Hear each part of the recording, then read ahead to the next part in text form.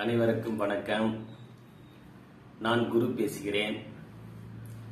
இன்னைக்கு மாமியார் மருமகள் சண்டை, இதற்கு என்ன தீர்வு அப்படின்றத இந்த குருவோட விளக்கம். சண்டை முதல்ல எடுத்துப்போம்.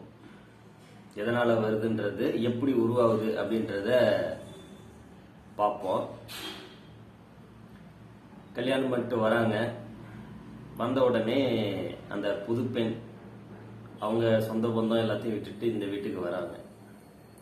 அப்படி வர்றவங்க ஒரு பயம், அவங்களுக்குள்ள ஒரு பயம்ன்றது இயல்பா இருக்கும்.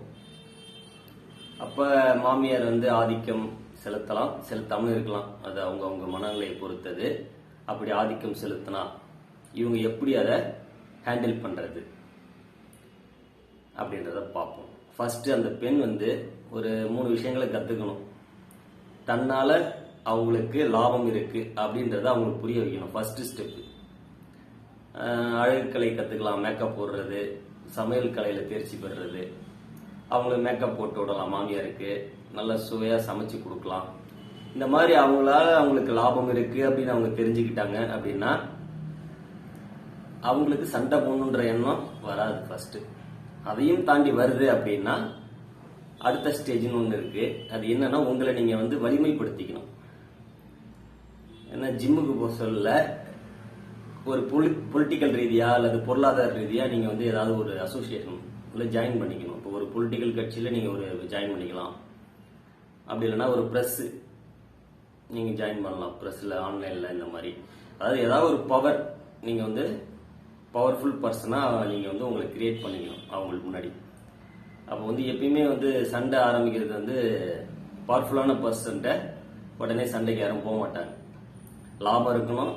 அப்படி இல்லைன்னா பவர்ஃபுல் பர்சனா உங்களை நீங்க பில்ட் பண்ணிக்கணும். பொருளாதார ரீதியாவோ பொலிட்டிக்கல் ரீதியாவோ நீங்க உங்களை உருவாக்கிக்கணும். அடுத்தது, சண்டை எப்படி உருவாகுது அப்படின்றது அதனுடைய நுட்பத்தை பார்ப்போம். நீங்க உலகத் தலைவர்கள் யாரை வேணா எடுத்துக்கோங்க, உள்ளூர் அரசியல் தலைவர்கள் யாரை வேணா எடுத்துக்கோங்க, தனிநபர்களை வேணாலும் எடுத்துக்கோங்க. ஃபர்ஸ்ட் அடிதடி அங்கிருந்து வரும். அப்படியே ரிவர்ஸ்ல வரும் அடிதடி. அதுக்கு முன்னாடி வாய் சண்டை. அதுக்கு முன்னாடி எமோஷனல் ட்ரிகர்.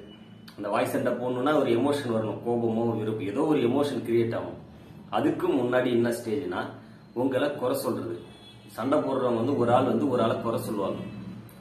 அப்படி குறை சொல்லும் போது ஏத்தாப்புல இருக்கவங்க குறை சொல்ல ஆரம்பிப்பாங்க அவங்கள பத்தி. நான் சரி, நீ தப்பு. அந்த கேம் ஸ்டார்ட் ஆகும். அப்ப நீங்க என்ன பண்ணணும்னா, இப்ப ஒரு மாமியார் உங்களை குறை சொல்றாங்க அப்படின்னா ஏதாவது ஒரு கரை இருக்கும்.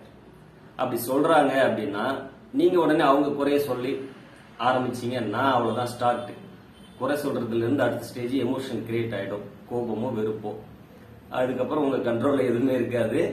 வாய் சண்டையாகவும் அடுத்தது அடிதடியாகவும் இன்னும் உச்சகட்டமா போச்சுன்னா க்ளோஸ் பண்ற வரையும் மைண்ட் போறதுக்கு காரணம் இந்த ப்ராசஸ்ல போயிடும். இப்ப நீங்க எங்க கட் பண்ணணும் அப்படின்னா, அவங்க உங்களை பத்தி குறை சொல்றாங்க.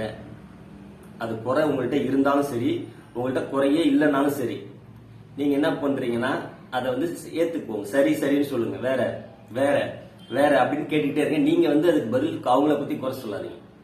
அவங்க ஒரு கட்டத்துக்கு மேல அந்த குறைக்கு அவங்கள்ட்ட இருக்காது. என்ன பண்றதுன்னு தெரியாது அவங்களுக்கு. அப்ப நீங்க ஒரு நகைச்சுவை உணர்வை பில்ட் பண்ணிக்கலாம். அப்படிங்களா, சரிங்க, சரி பண்ணிக்கிறேன். இந்த மாதிரி நீங்க பண்ணீங்கன்னா நீங்க ரியாக்ட் பண்ணக்கூடாது. நீங்க குறை சொல்லக்கூடாது. அவங்க குறை சொன்னாலும் நீங்க குறை சொல்லக்கூடாது.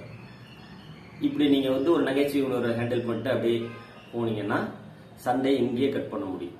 இது எல்லார்கிட்டையுமே நீங்க ட்ரை பண்ணி பாருங்க. ஓகேங்களா?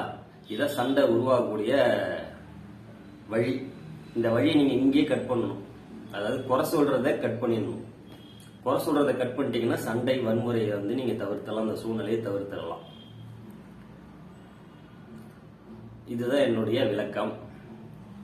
அப்புறம் நான் சென்னையில வர்ற 26/4/2026 இந்த மாசம் divine consciousness meditation 1 day your life changing program நடத்துறேன். துன்பத்திலிருந்து விடுபடணும்னு நினைக்கிறவங்க, உங்களுக்குள்ள இருக்கிற சிவனை உணரணும்னு நினைக்கிறவங்க கலந்து கொள்ளுங்கள். நன்றி, வணக்கம்.